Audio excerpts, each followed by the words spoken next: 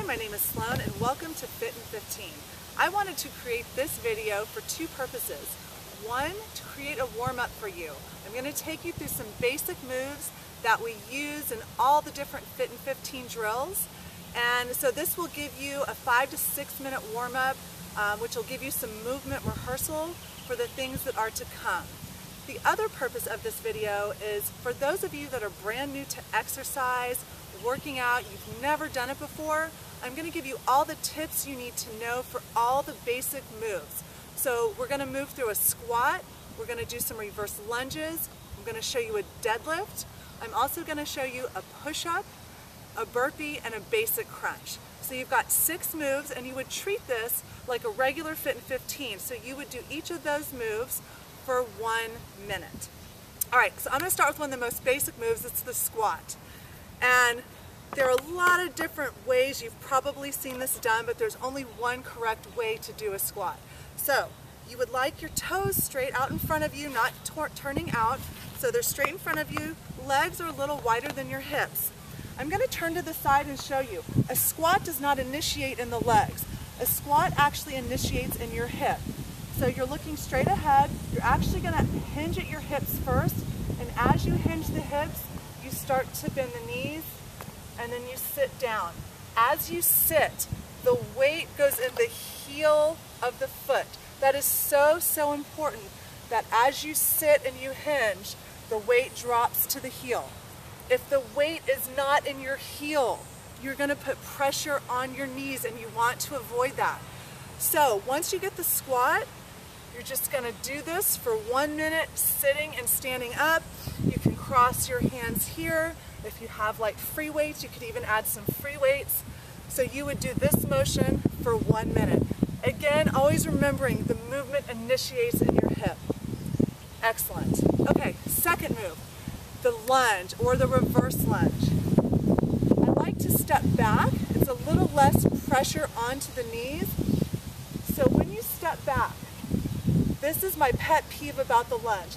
The lunge is not a front to back motion. The lunge is an up and down motion. There's a big difference. So your back leg is your worker leg. So as you're up, your chest is up, eyes are straight ahead, your back leg is going to take you down to the ground, and then you bring it back up. It's that easy. That back leg is your worker. So avoid this and avoid this, because this is going to also put pressure on your knee. Okay, so again, as part of the warm-up, you can cross your hands, hold lighter free weights, or just keep your hands on your hips. You're going to do this for 1 minute. Or you could do 30 seconds on one side, 30 seconds on the other side. Okay, our third move is the deadlift. The reason I want to show you this move, it's all about the back and keeping the spine in neutral alignment. So you're going to have a nice narrow stance. Feet are just a little bit wider than your hips. I want to show you from the side. So keep your gaze out in front of you, and you're just hinging at the hips. Your legs are straight, your knees are soft, and you're standing back up. That's all it is. Okay, but here are some common mistakes, and this is why you should get in front of a mirror for this one. Your chest. Don't let those shoulders drop forward. As soon as you lose your posture, you're going to be putting pressure on that lower back and spine. So you want to think about squeezing your shoulder blades together and just taking it down and back up. It should basically feel like a stretch in your hamstrings.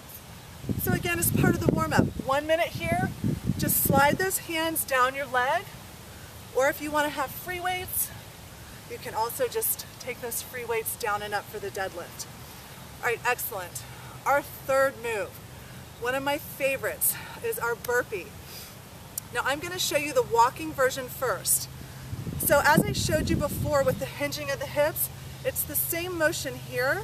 You're going to want to hinge, okay, because if you don't hinge and you drop your shoulders, again, you're going to be putting that pressure on the back. So palms are going to go on the ground. You're going to hinge. You're going to take one leg back, take that other leg back, open it back up, stand up, reach for the sky. Now here's the thing with the burpee. You can also do these with your feet together, okay? It's harder on the joints. Harder on the joints to have those feet together. So if you've seen people doing the burpee like this, that is one way to do it. but I really, really like to recommend that you stay nice and wide, bend those knees, hinge at the hips, take it back. So once you've mastered walking it back and walking it up, then you can start hopping both feet back. All right, so for the warm-up, you would do that for 1 minute. All right, let's talk about one of my other favorite moves, the push-up. Let me show you the different variations. Push-ups are extremely difficult. They take a lot of practice and they take a lot of core strength. So it's better to master version 1, then go to version 2, and then you're ready for the full thing. It's really important not to start off, if you've never done this before, trying to do a full push-up, because you're going to be compromising your form, and we don't want to do that. So, this is your first time doing a push-up. You've got those wrists right under your shoulders, and all you're going to do, so it doesn't matter if your hands are wide or they're underneath. What I care about is I don't want your arms out in front of you. Again, this puts a lot of pressure on the shoulder joints and the back. So walk your hands under. You're simply going to drop your forehead down to the mat. Okay? Number 2, so when you master that and you feel comfortable with that and you can do that for 1 minute, then you're going to come here. Okay, so you're not really on your kneecaps. You're right on the top of your legs. So same thing, not out here, but right underneath.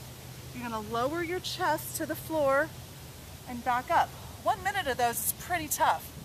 So what you want to make sure you don't do is you're not just dipping your head, bending your elbows. You're lowering your entire body in a straight line and then pressing it back up. All right, so then try that for a minute. Then if you're really tough, you can come up here and you can try to do push-ups for a minute. I would suggest maybe 30 seconds here first for the warm-up, and then if you're going to do the regular push-up, then 30 up here. So again, same concept. Hands can be wide or narrow. If they're narrow, you're doing more of a tricep push-up. Much more difficult, okay? So let's not do that for the warm-up. Let's open the hands up a little bit. Look past your fingertips. Always looking past your fingertips. Never here. Again, because that spine comes out of neutral. You're going to lower yourself down. Exhale your breath and push up. Now, a couple things to watch for. It's why it's good to do it in front of a mirror. Don't lead with those hips. If you lead with those hips, putting pressure on the back, don't lead with that head and stick your butt up. It's one nice flat line. Good, so you would do that for a minute. Our 6th and final move is going to be the basic crunch. So you're going to come to your back, bend your knees. 2 big things here, where you look and how you breathe. You are always going to look up. If you start looking here, you're going to put a bend in the spine. So you want to keep your eyes up. Hands are behind the head, but they never push on the head. So you're trying to lift your shoulder blades off the mat. And you exhale your breath. This is really important. You exhale your breath when you lift up every single time. So as you lift, and then lower. As you lift, and lower. If you can't get your shoulder blades off the ground, that's okay. Just start doing little pulses here until you're strong enough to get the lift off the ground. So for the warm-up, you would do that for 1 minute. Thanks for joining me.